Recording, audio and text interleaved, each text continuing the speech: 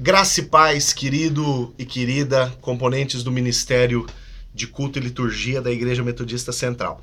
Como eu prometi para vocês, eu vou fazer alguns vídeos para facilitar o nosso acesso, a nossa interação, né? Trabalhando um pouquinho alguns conceitos básicos e mais do que básicos, essenciais no trabalho de direção cultica, né? E no trabalho de liturgia. O propósito desses vídeos não é ser aberto, embora você possa divulgar para algum irmão, alguma irmã que porventura você conheça e que trabalhe aí a liturgia ou a direção cultica em alguma outra igreja. Mas como eu disse, o propósito é trabalhar o nosso ministério. E aquilo que couber em outros ministérios, amém, que seja bênção na vida de outros ministérios. Eu louvo ao Senhor porque esse ministério na nossa igreja tem crescido, né? Louvo ao Senhor por novos componentes que têm se aproximado, se achegado, né? E se disposto a esse serviço. Que bênção, glórias a Deus pela vida de cada um de vocês, louvo a Deus também pela nossa coordenadora dessa área, a irmã Mariana, né, que Deus tem usado e de uma forma esplêndida, extraordinária, né, e muito abnegada tem trabalhado a liderança desse ministério. Deus abençoe a vida de cada ministro, Deus abençoe a vida da coordenadora deste ministério. Amados, o que eu gostaria de trabalhar com vocês nos vídeos que eu vou fazer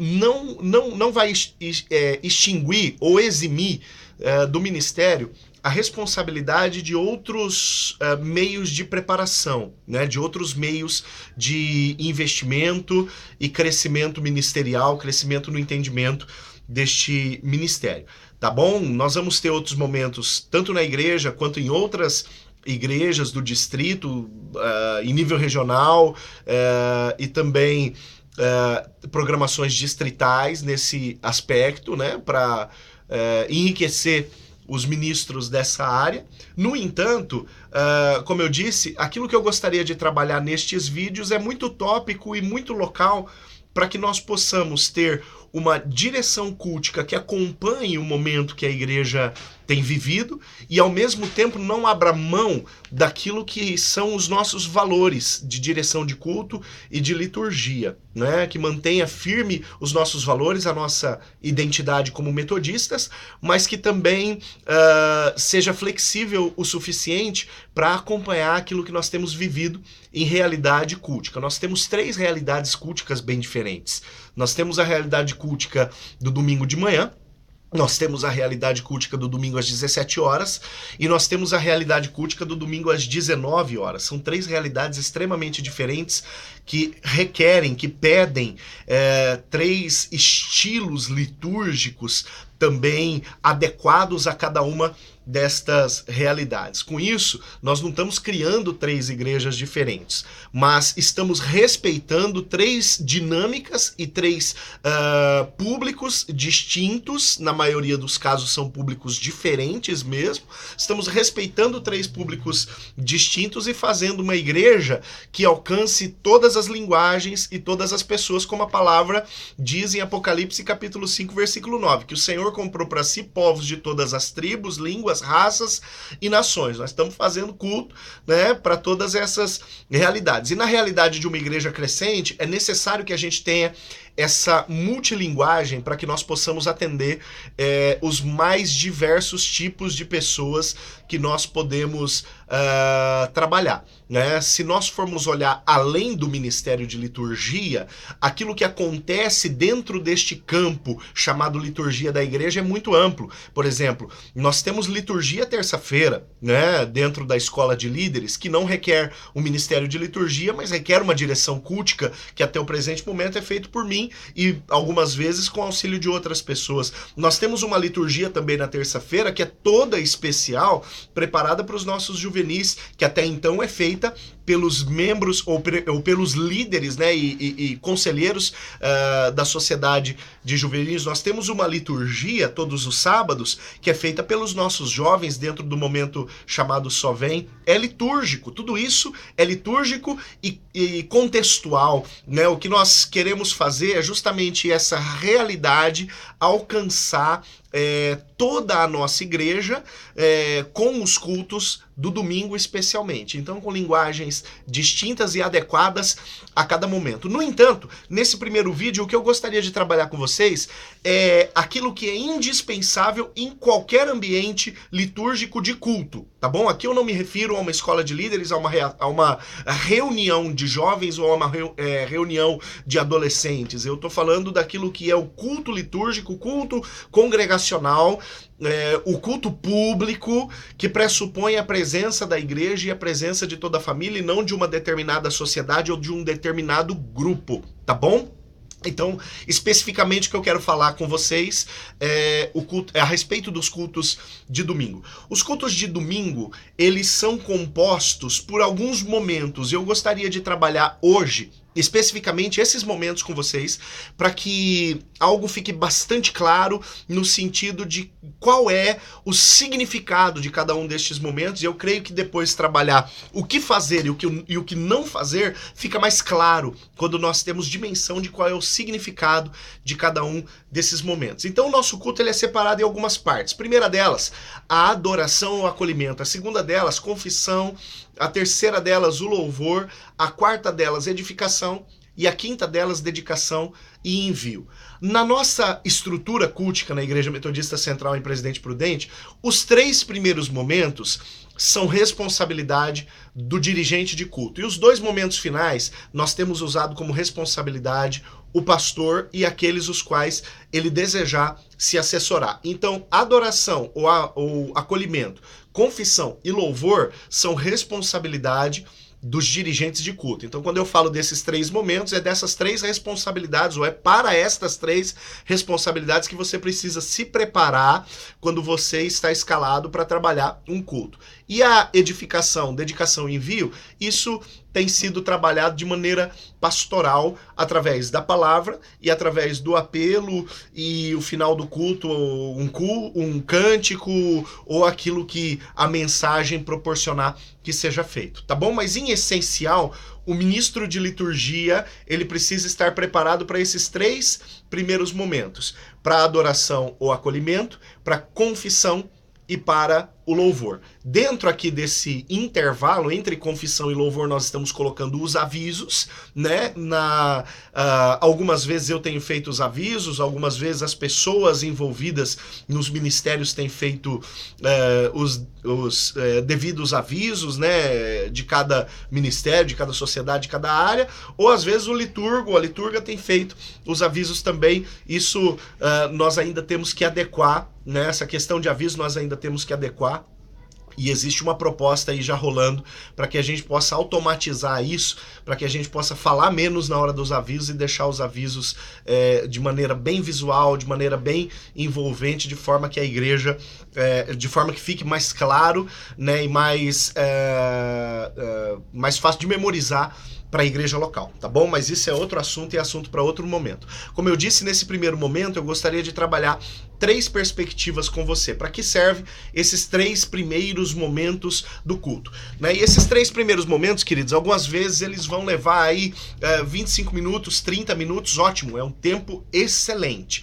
No entanto, o primeiro momento, o momento de acolhida ou adoração, ele é determinante para aquilo que o culto vai ser. Se você já participou de algum treinamento presencial que eu fiz, nós tivemos treinamentos presenciais na nossa igreja, pelo menos uns 3, nós tivemos treinamento presencial em Emilianópolis, que foi uma organização conjunta, né, das 2 igrejas, a Metodista Central de Presidente Prudente, a Igreja Metodista em Emilianópolis. Esse treinamento foi, se não me engano, o ano passado, né, e em todos esses momentos eu me lembro de ter deixado bem claro algo que eu acredito firmemente. Os primeiros 15 minutos de culto determinam como o culto vai ser. Se o ministério de louvores, se o liturgo não estiverem em perfeita sinergia e o trabalho deles não for atraente o bastante para tirar o pessoal da cabeça do restante do domingo e trazer a cabeça para dentro da igreja, dificilmente a gente vai ter um pessoal conectado, uma igreja conectada com aquilo que está acontecendo dentro do ambiente de celebração. Então a responsabilidade responsabilidade do liturgo e do ministério de louvor nos primeiros 15 minutos de culto é extrema. Por isso que eu quero encorajar você, ministro de culto e liturgia, a andar em sincronia, a andar em sinergia com aquilo que o ministério de louvor propõe para o primeiro momento. Ou propor junto com o Ministério de Louvor o que eu julgo que seja ainda mais adequado. Como nós vamos começar esse culto?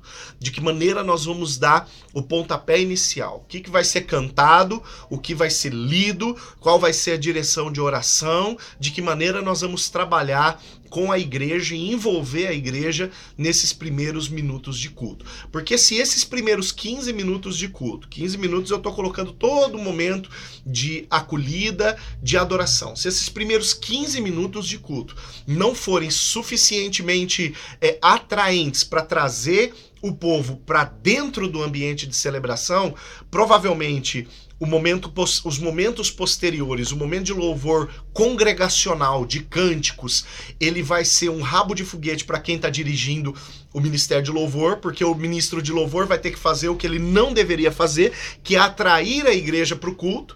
E se o ministro de louvor não conseguir fazer isso, essa bucha de canhão sobra para quem? Para o pregador, né? Que vai ter que fazer o que ele não deveria fazer, atrair a igreja para dentro do culto, para que a igreja possa absorver a mensagem. E isso muitas vezes não é conseguido nem pelo ministro de louvor, nem pelo ministro nem pelo pregador, por conta do fracasso de quem começou o culto. Eu não estou dizendo que a nossa equipe tem fracassado nesse aspecto, mas eu só quero deixar claro para você a seriedade destes primeiros minutos de celebração. Por isso é importante que você, ministro de liturgia, esteja em plena consagração, para que a linguagem que você use seja a linguagem do céu para a igreja.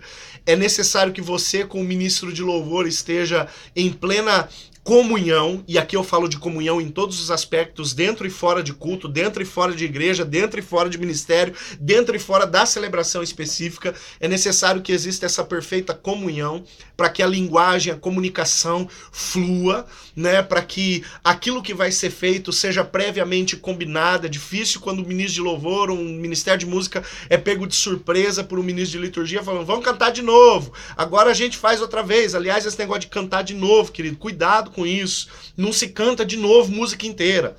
Canta-se de novo um refrão, canta-se de novo uma parte, canta-se de novo aquilo que você deseja comunicar para fortalecer a leitura que você fez, mas cantar a música de novo parece que está salvando algo que você não conseguiu proporcionar à igreja a chegar. Então tome cuidado também com essas realidades. Pode cantar de novo? Pode repetir um refrão, pode repetir uma passagem da música, pode repetir algum determinado momento, mas cantar a música inteira de novo, canta tudo.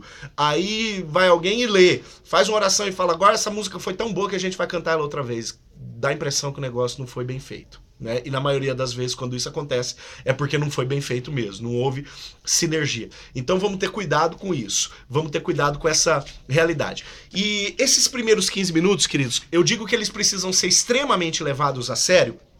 E o que eu quero dizer com levar a sério?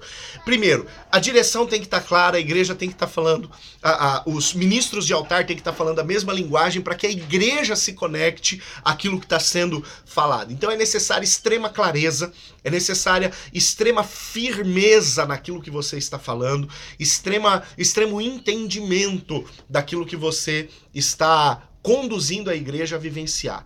E o grande desafio é fazer isso sem pregar. Fazer isso sem demandar tempo desnecessário. Nos primeiros minutos de culto, a igreja não está pronta para a pregação.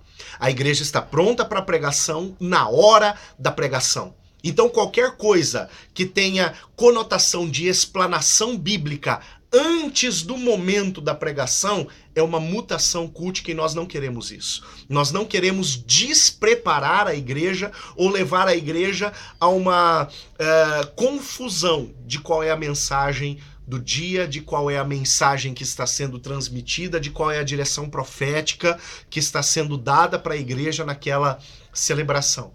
Então, pregação tá fora, né? Explanação bíblica tá fora. Nós não estamos dirigindo o culto para isso. Se qualquer irmão ou irmã tiver o dom da palavra e desejar usar da palavra em algum momento, é só procurar o pastor e falar: pastor, Deus está me dando uma palavra, eu gostaria de transmitir ela para a igreja. Nós vamos ter oportunidade ou momento oportuno para que isso aconteça, não durante uma ministração litúrgica, tá bom? Então esses primeiros 15 minutos, amado, amada, eles são extremamente importantes. Primeiros 15 minutos são extremamente indispensáveis dentro da perspectiva do culto, tá bom?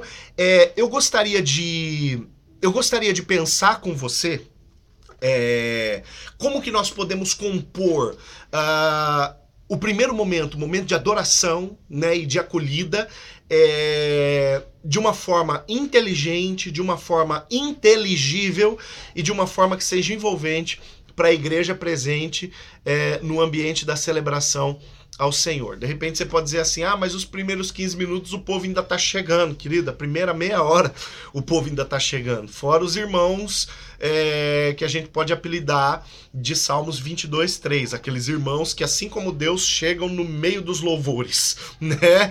Então isso daí nós não podemos nos preocupar ou diminuir a qualidade daquilo que nós vamos fazer ou estender momentos por conta daqueles que ainda não chegaram. A ideia não é essa, não. A ideia é trabalhar a forma correta, no tempo correto, no momento litúrgico correto. Então os primeiros 15 minutos, queridos, eles têm, além de tudo, esse desafio do povo estar chegando, e enquanto você já ganhou a cabeça de alguns para dentro do culto, os outros estão chegando ainda com a cabeça lá na nuvem, né? Os outros ainda estão chegando sem saber o que está acontecendo, não estão tintindo nada, e o nosso desafio é trazer essas pessoas ao mesmo ambiente, naqueles que já estão no culto, daqueles que já estão no altar, e não permitir que essas pessoas que estão chegando acabem inundando outras pessoas que já estão, quem sabe, querendo entrar no culto, já estão ali dentro, querendo entrar na adoração, mas que vão parar para um abraço, que vão parar para cumprimentar, como é que foi a sua semana e aquela história toda, e aí acaba estragando tudo. O momento de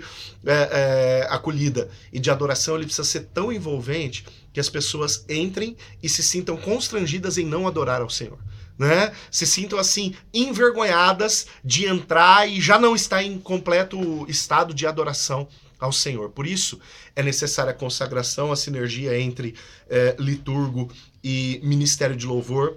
Por isso é necessário segurança daquilo que está sendo transmitido, daquilo que está sendo falado. Casa a tua leitura com aquilo que está sendo cantado. Por isso é necessário esse contato anterior entre ministro de liturgia e dirigente de louvor.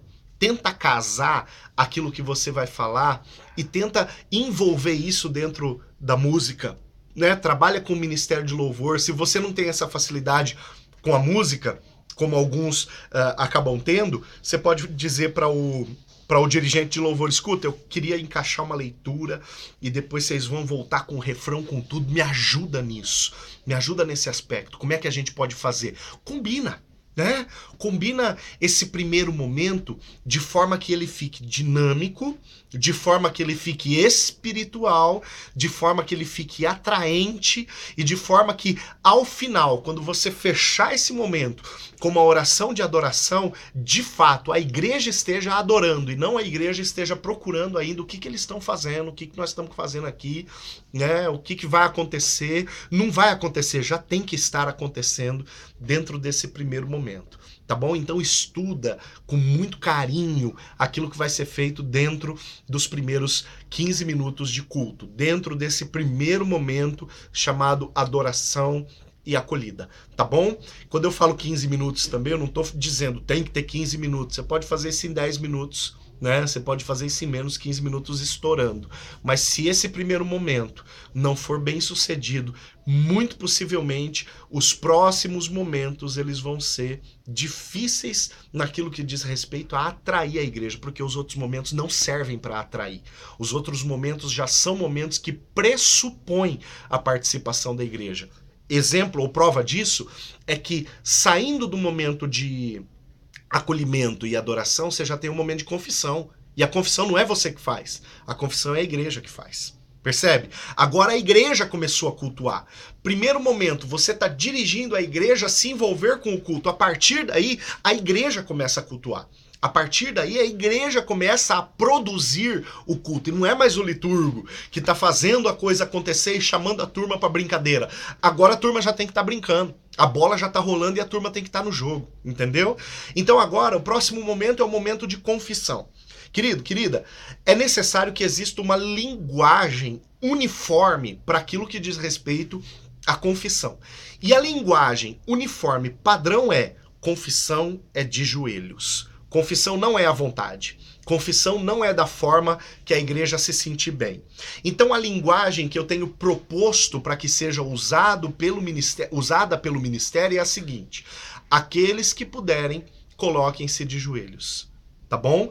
Então as outras opções a gente não cogita, né? Porque senão a gente vai estar abrindo um leque para falar para a turma: você pode ficar sentado, você pode ficar de pé, você pode virar cambalhota, você pode plantar bananeira, faz o que você quiser, porque o momento, afinal de contas, você manda. Querido, a ordem ou a palavra de ordem naquilo que diz respeito à linguagem deste momento é: confissão é de joelhos. Então a opção que nós passamos para a igreja é literalmente essa: irmão, irmã, aqueles que puderem, se você puder, coloque-se de joelhos para um momento de confissão, né? E explica o que é a confissão, né?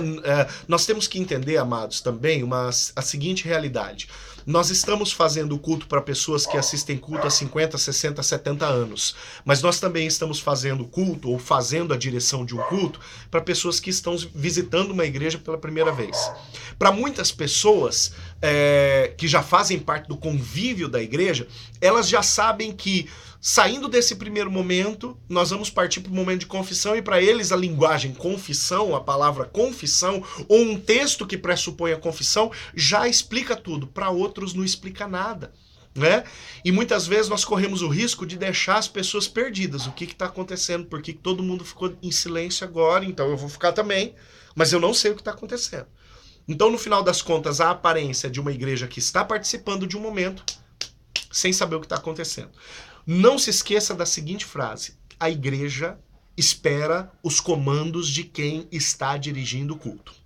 A igreja espera as orientações e as direções de quem está dirigindo o culto. Tá bom? Vou falar muito a respeito disso para que você não se esqueça jamais de dizer o que está acontecendo, de dizer de que forma esse momento precisa ser encarado: de pé, sentado, né? Cumprimenta o irmão, sai pelos bancos e tal. Então tudo isso é necessário ser explicado. A igreja espera isso de você. Não espera você a iniciativa da igreja. A igreja espera que essa iniciativa parta de você, e parta com empolgação, parta com segurança, né, de que você entende aquilo que você está fazendo, de que você de fato recebeu direção da parte do Senhor para conduzir a igreja naquele momento, ou de que você está dirigindo a igreja a um momento que diz respeito a uma linguagem litúrgica comum, né, e uma linguagem litúrgica tradicional. E quando eu falo tradicional, não estou aqui me referindo à igreja tradicional ou não, mas daquilo que diz respeito à tradição litúrgica, aquilo que de fato é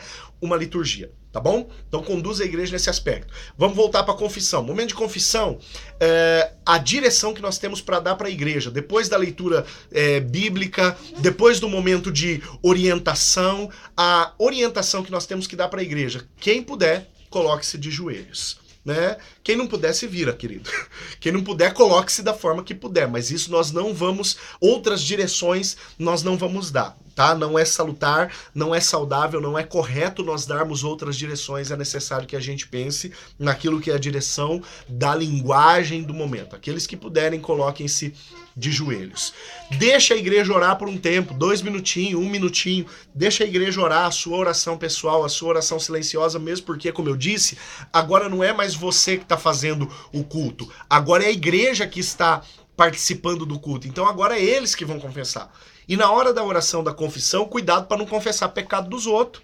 Querido, na hora da oração da confissão, você não cita nome de pecado. Na hora da oração da confissão, você entrega ao Senhor, você reforça ao Senhor que a igreja está em oração pedindo perdão dos pecados. Você não precisa levar os pecados da igreja nos seus ombros. Jesus já fez isso por nós. Jesus já levou os pecados de todos, né? Então você não chama para si dizendo: perdoa-nos pelos adultérios, perdoa-nos porque não dá dízimo, perdoa-nos porque bate na esposa, perdoa-nos porque chuta o cachorro. Queridos, não é essa a questão. Não dá nome para pecado. Isso, o dar nome para pecado é pessoal de cada irmão e cada irmã que está se confessando. Essa orientação você dá para eles. Essa orientação você dá para a igreja. Dê nome para pecado, confesse ao Senhor porque Ele conhece tudo, Ele está vendo o teu coração e Ele é fiel e justo para perdoar todas as dimensões de pecado. Ele é advogado junto ao Pai. Isso você fala para a igreja. No final você diz assim: Senhor, a tua igreja está aqui, dobrada, prostrada diante do Senhor, confessando seus pecados. Move com teu favor no meio do povo. Pronto. A oração que você vai fazer é uma oração de confirmação do momento e não uma oração de confirmação do pecado. Tá bom? Do pecado do irmão, do pecado da irmã. Você está confirmando o momento, você está confirmando a confissão. Você está dizendo para o irmão, para Deus, que o irmão e a irmã estão de fato arrependidos e clamando para que Deus ministre a sua graça, ministre o seu perdão, ministre a sua misericórdia. Tá bom?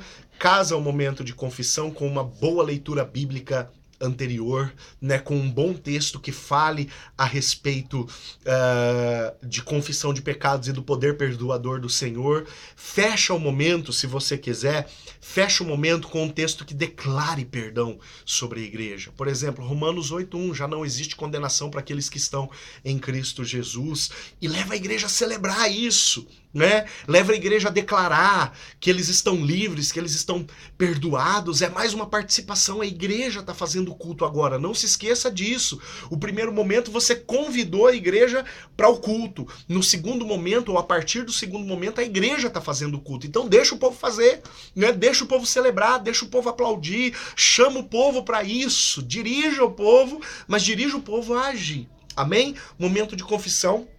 Joia. O terceiro momento já é o momento de louvor. E o primeiro ato do momento de louvor, geralmente é isso que nós temos nos cultos normais de domingo, é isso que o ministro de liturgia tem feito. O primeiro ato do momento de louvor é o momento de oferta, né? Eu gosto muito, querido, querida, de ensinar para a igreja dentro desse momento de oferta. Eu gosto muito de trazer para a igreja alguma teologia a respeito do momento de oferta. No entanto, existem dias, existem momentos que Deus me dá uma direção específica a ser trabalhado com a igreja. Em outros momentos, se o liturgo não veio preparado para isso, ou se não entrou em contato comigo anteriormente, eu vou fazer algo ou repetir algo que eu já falei antes na nossa igreja ou em outra igreja, mas eu prefiro transmitir aquilo que o Senhor me deu. Então, nesse aspecto, eu oriento cada ministro de liturgia a entrar em contato comigo previamente. Pastor, o senhor vai falar no momento da oferta nesse domingo? O senhor vai falar no momento da oferta nesse culto? Tá bom? Fala comigo, nem que for ali no comecinho do culto, tá? De preferência, fale antes para que você não se prepare para algo que você não vai fazer. Tá bom? Para que você não tenha essa preocupação de se preparar para algo que você não venha fazer. Mas esse momento também não deve ser apenas um momento no qual o dirigente de louvor diz assim: queridos, agora nós vamos ofertar, então aqueles que vieram preparados, traz o envelope aí, enquanto o Ministério de Louvor canta uma música. Querido, tem que ter direção bíblica, tá? Tem que ter uma orientação bíblica que subsidie, que alicerce, né, esse momento do ofertório, que como eu costumo dizer, é um momento de louvor. É um momento de adoração, é uma das formas de adoração que nós temos para louvar ao Senhor. Então é importante que a igreja entenda esse momento como um momento de louvor, como um momento de adoração e como um momento digno de ser levado a sério. Você, assim como eu, sabe como é deturpada essa questão financeira no meio evangélico nos nossos dias. E se a gente fizer uma coisa que não tem fundamento, aí nós estamos convidando as pessoas a entenderem que aquele momento não tem seriedade nenhuma. E que é um momento do faz quem quer. né? E que não diz respeito à ordem de Deus, que não diz respeito à recomendação da parte do Senhor, que não vai abrir janela de bênção sobre a vida da igreja, que tanto faz como tanto fez a decisão que o irmão tomar, se ele vai ofertar ou não, se ele vai dizimar ou não. E isso nós não podemos incorrer nesse erro. Nós não podemos nos equivocar no sentido de imaginar que a igreja vai fazer da forma que eles quiserem a coisa correta. Nós temos que orientar. A nossa função é orientativa, é diretiva. A igreja espera a direção do dirigente de culto. Então, nesse momento, se você entrou em contato comigo e eu falar, não, irmão, você segura o rojão dessa vez, solta no povo, né, uma orientação bíblica. Mais uma vez eu estou dizendo, não é pregação. De repente não é um momento para você encaixar um testemunho, embora o testemunho vai bem, tá? Se for pedir testemunho, por favor, me comunique antes, me consulte antes. Eu gostaria de ser consultado antes de qualquer testemunho, de qualquer inserção diferente daquilo que nós estamos conversando e pensando em liturgia, em especial com participação de outras pessoas. Então, aí eu quero ser consultado mesmo, tá bom? Para que a gente tenha certeza daquilo que vai ser dito, vai ser falado, para que a gente não corra esse risco, tá bom? Mas naquilo que diz respeito à direção da igreja para a oferta, primeiro, vale você colocar oferta e dízimo, né? Vale você colocar, é necessário você colocar o subsídio bíblico, aonde se fundamenta isso. Em segundo lugar, é necessário você explicar que aquele momento é um momento que nós, metodistas, levamos a sério, que nós votamos e que isso não obriga nenhum visitante ou nenhum membro de outra igreja a ofertar ou a dizimar só porque tá ali dentro. Ninguém tá pagando serviço ali, tá? Isso precisa ficar claro. É um momento que nós escolhemos porque amamos, nós escolhemos obedecer porque amamos ao Senhor. E uma das expressões de amor nós entendemos que é contribuindo através dos dízimos e das ofertas. Então essa explicação para a igreja, né? Aliás, se nós pudermos unificar esse discurso, ofertamos e dizimamos porque amamos ao Senhor, porque amamos a obra dele, porque amamos a igreja, se nós pudermos unificar esse discurso e falar isso, né, persistentemente, liturgo após liturgo, culto após culto, eu creio que aí nós vamos ter algo que vai inculcar a igreja. Então procure usar essa linguagem também, né, a linguagem que nós ofertamos e dizimamos porque amamos ao Senhor, amamos a obra dele, amamos a igreja na qual nós servimos. Coloque isso também na direção dos cultos. Geralmente